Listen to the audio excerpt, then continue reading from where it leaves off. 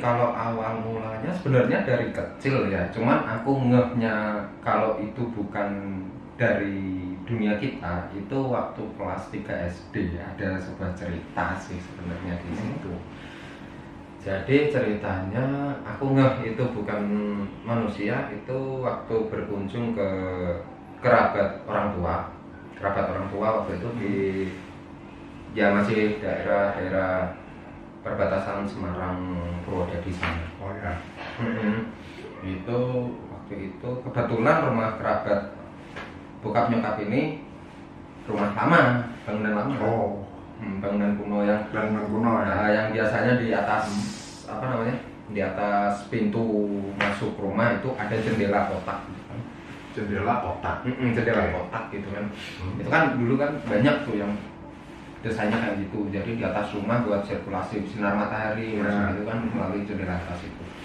Jadi waktu itu kejadiannya di atas ya mungkin jam 7:30 8 hampir jam segituan lah ya.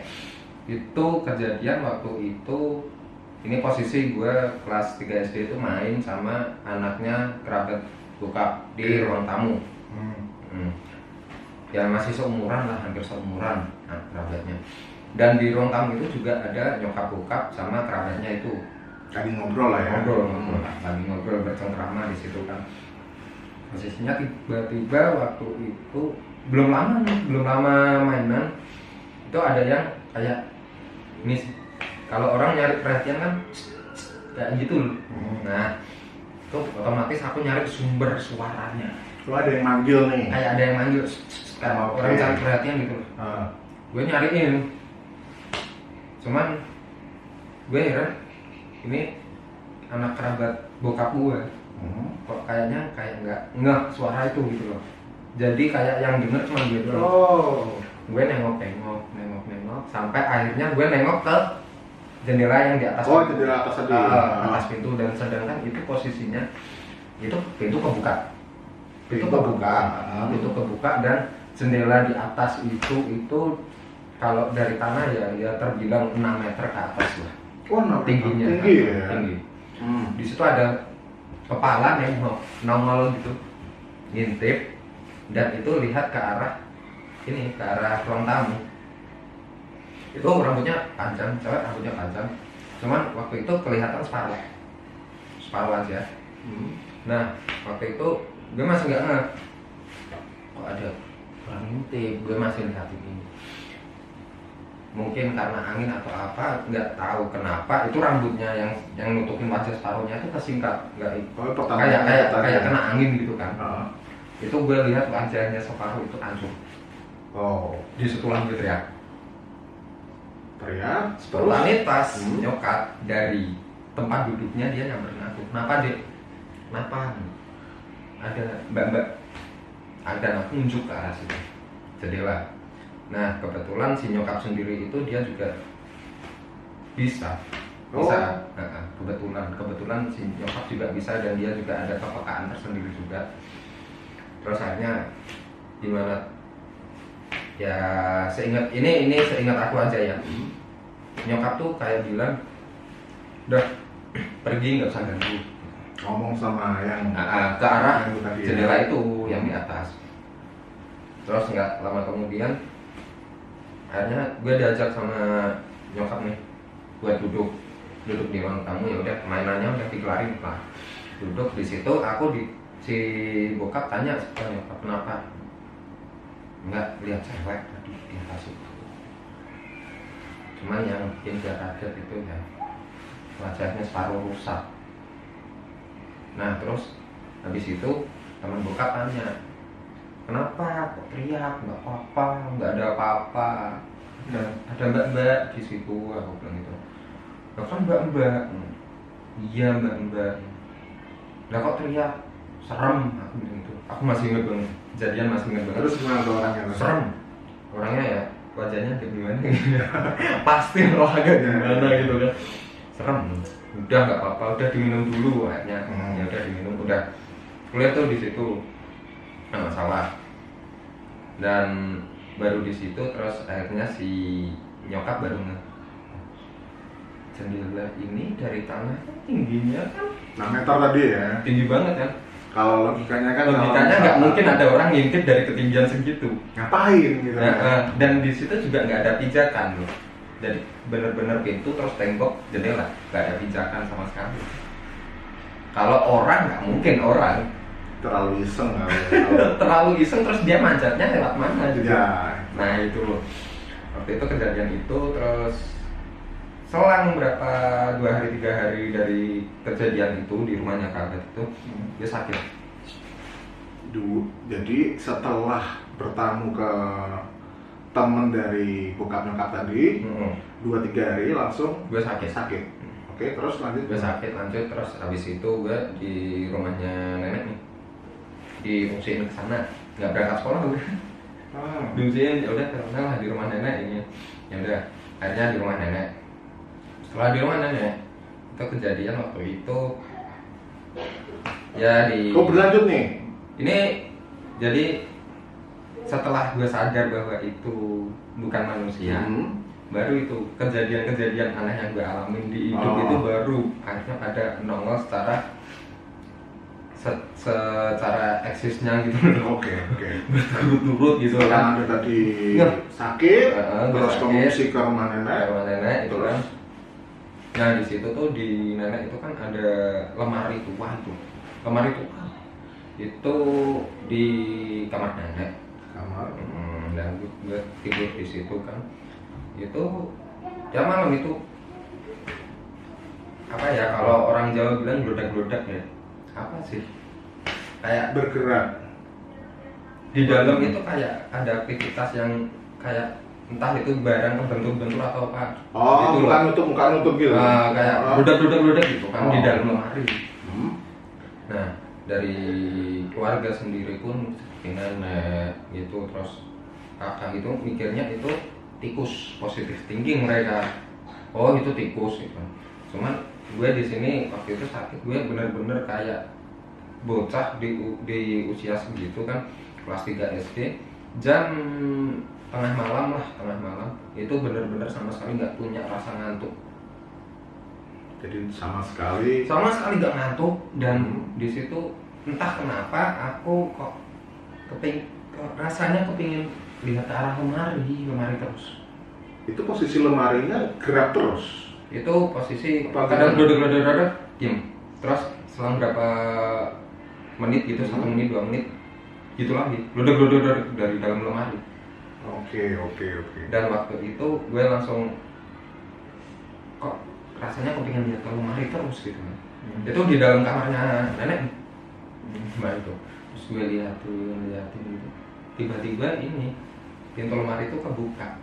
Jadi kalau lemari yang dulu buat teman-teman, kalau yang lemari dulu mungkin ditiru sama model lemari yang sekarang juga. Jadi yang sebelah kanan atau yang sebelah kiri pokoknya salah satunya itu kan ada yang di bagian lempitan, pakaian yang dilempit. Oh, jadi yang ukurannya yang kotak okay. gitu kan. Terus yang sebelahnya kan yang gantung buat baju itu ya. Jadi lemari yang 2 pintu itu kan. Nah itu posisi yang kebuka itu yang bagian space buat yang lempitan. Oh, yang buat lempitan. Yang buat lempitan. Nah itu tiba-tiba pintu itu kebuka dan ada yang ngintip. Ada yang ngintip. Dan itu sosoknya cewek. Gue ngeyakini cewek karena memang wajahnya dari garis wajah itu cewek. Dan itu masih keinget banget nih. Masih keinget banget bentuknya. Sumpah merinding gue. Gini. Padahal kan logikanya kalau misalkan itu emang mungkin saudaranya atau apa, kalau di posisinya di lemari yang space-nya lebih kecil loh. Yang kalau itu yang kan masih bisa dimasukin Oke. orang. Tapi ini di yang space lempitan pakaian.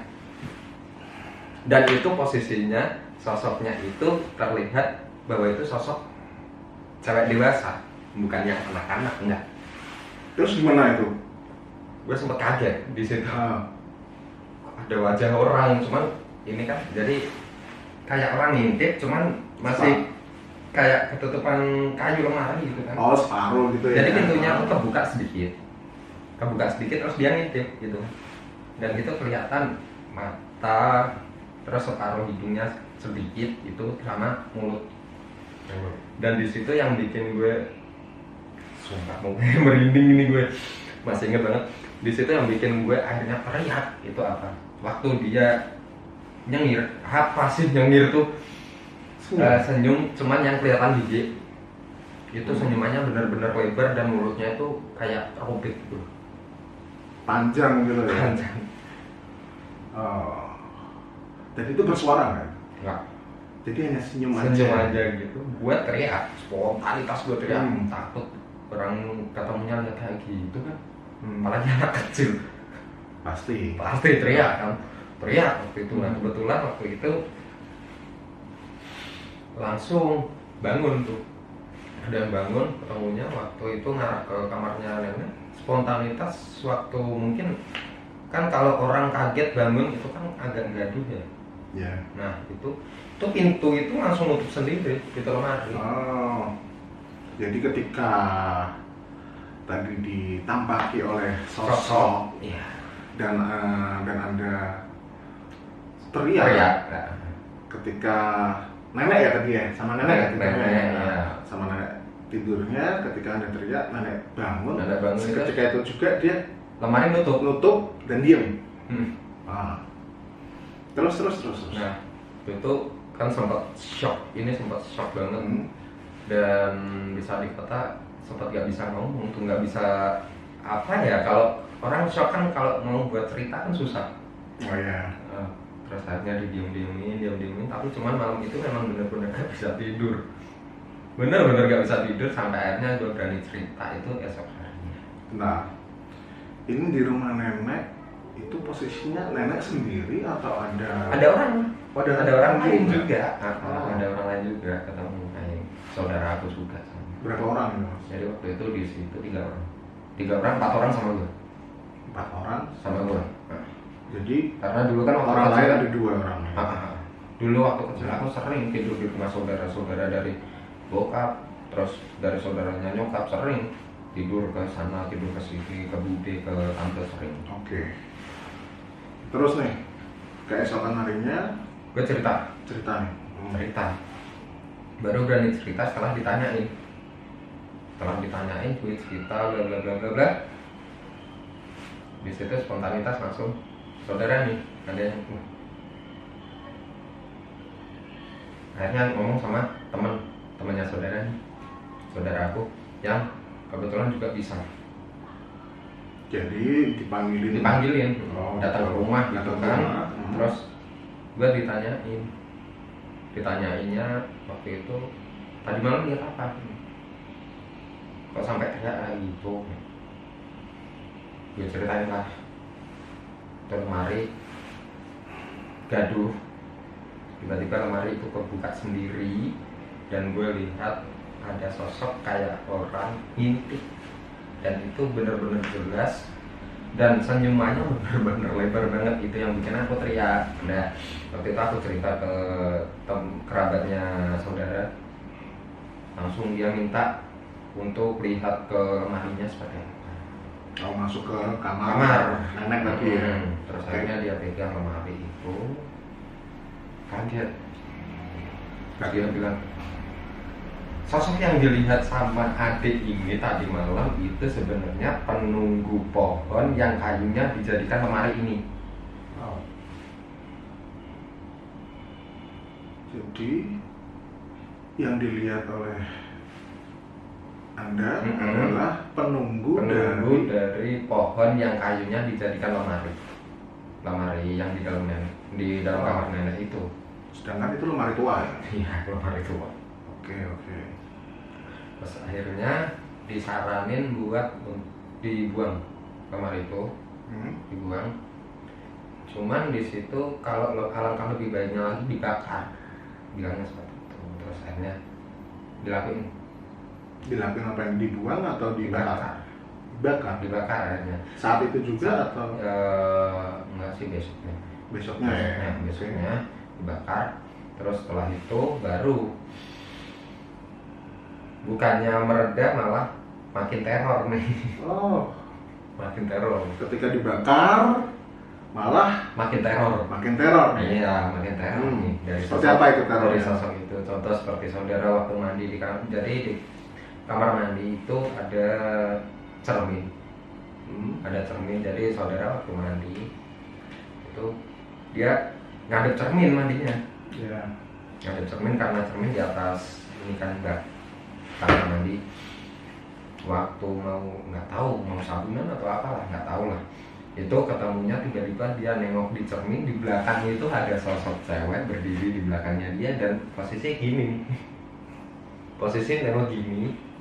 Jadi saudara itu ya itu posisinya lurus. Ini dari ceritanya saudara yang seingat aku ya, posisi dia ngadep ke cermin lurus kepala, di belakang ini ada sosok yang nengok noleh ini.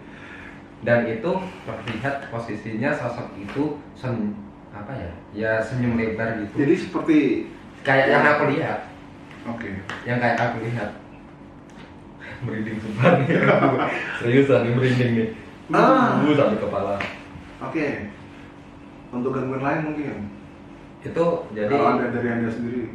Kalau dari gua sih ketemunya ya itu tadi masih sering lihat sosok itu lewat depan kamarnya nenek sambil jadi lewatnya enggak yang tempo kayak sosok jalan cepat terus itu enggak, jadi kayak orang jalan pelan-pelan gitu sambil nengok ke arah dalam kamar. Oke. Dan kayaknya sosok itu sih saraf ketawanya ketarik deh, karena setiap dia nunjukin posisi pasti senyum. Oh jadi Pasti apapun melihatkan sosok seramnya itu dengan robekan mukanya itu. Walaupun itu dia jalan di depan kamar pelan nengok sambil ngadep ke dalam kamar dan dengan senyum lebarnya itu. Creepy banget, gue masih kebayang banget bentuk sosok itu seperti apa, wajahnya kayak apa. Aduh gue masih kebayang banget ya, apalagi ini diangkat lagi nih cerita ini kan filmnya jadi makin melekat banget ini. Ada di tengah ini. Jangan. Oke, langsung selanjutnya gimana itu? Nah setelah itu dapat saran kan, ya udah terus ditanyain waktu itu kan kayak ngadain ruatan ya, kayak apa pengajian lagi di rumah jadi minta gitu saran ke. Terus akhirnya tetangga itu tanya, ini pengajian ruatan buat apa sih? Terus akhirnya dijelasin lah seperti ini dan dia bilang dicari tahu sumbernya. Sumber apa ini? Ini dulu beli lemarinya di mana? Nah waktu itu ditelisik telusur. Ada yang ingat itu? Si nenek. Nenek masih ingat ya? Masih ingat. Itu beli di daerah Pati. Oh Pati Jawa Tengah. Pati Jawa Tengah, di daerah Pati Jawa Tengah. Terus akhirnya ya gini aja. Ini masih akhirnya jadi waktu itu kan ngobrol sama tetangga, nenek dan temennya kerabatnya saudara nih. Akhirnya setelah dari tetangga ini nyaranin ke nenek seperti itu, terus dari kerabatnya saudara ini bilang ke nenek bahwasanya bawa syarat. Terus dibawa ke Pati untuk dibuang di sana. Kalau orang Jawa bilang ubur ampe ya. Umumnya ubur ampe gitu kan. Kayak bunga setaman, terus kayak gitulah. Terus di ini apa? Di apa sih bahasa Indonesianya larung Pak? Di larung. Nah, ya, kayak dibuang, dihanyutkan di air yang mengalir, berarti kan di sungai. Di sungai itu di perbatasan antara ini ya di Rembang Pati. Oke, terus nah di perbatasan itu dihanyutkan. Itu ngelakuin itunya itu setelah 1 minggu setelah 1 minggu kejadian lemari dibakar. Oh, jadi setelah dapat saran itu nggak langsung dilakuin, enggak. Oh. Jadi masih berjalan antara 5-6 hari. 5-6 hari. Dan selama itu 5-6 hari itu teror itu. Oh. Dan teror itu akhirnya selesai setelah ngelakuin syarat tadi itu, buang ubur ampe tadi ya. Pati sana. Oke. Setelah itu kejadian-kejadian itu sih berjalannya waktu ya sering lihat sosok-sosok mungkin kayak bentuk cewek, bentuk anak kecil, terus juga yang hitam, nah, hitam gede, nggak perlu disebutin namanya, pasti udah tahu semua. Hitam gede, matanya merah, bertaring, itu apa? Kan tahu kan, berbulu lebat ya. Om Gen-gen. Ntar jangan-jangan ada yang jawab Bigfoot itu sebenarnya. Mana ada Bigfoot di Indonesia kan? Tapi ya nggak tahu juga sih. Nah itu kan, kalau dari bahasanya Inilah Story, gen ya. Om Gen-gen. Om gen-gen ya. Om Gen-gen. Ya gitu kan. Karena Terus, menurut Mbak Sekar atau Kisento itu kita ya dihalusin lah kan. ya. Jadi tidak menyebutkan nama asli gitu kan. Ya. Nah, Terus lanjut, jadi selama itu sampai gue sering lihat sosok-sosok seperti itu. Dan sampai kejadian waktu itu kelas 4 SD. Berarti satu tahun kemudian ada kejadian ini sampai, oke, gue tunjukin ya bekasnya. Ini gue jatuh dari pohon sampai tangan gue hancur. Ini kejadian apa ini? Gue jatuh dari pohon dan penunggu pohon itu nggak terima. Jatuh dari pohon dan penunggu itu nggak terima. Penunggu pohon itu nggak terima. Apa Jadi yang mau ditunjukkan nih? di sini kan patah. Oke, nggak jelas deh. Nih, ini patah nih, bekas jahitan nih. Oke. Nah, patah tulang, bekas jahitan. Jadi waktu itu ceritanya kelas 4 SD. Itu kan gue berangkat siang ke SD, dan kegiatan sehari-hari gue kalau berangkat siang pagi, gue jemput adik gue yang TK. Oh, dikasih tugas nih. Kasih tugas nih sama nyokap untuk jemput adik gue pulang sekolah TK. Waktu itu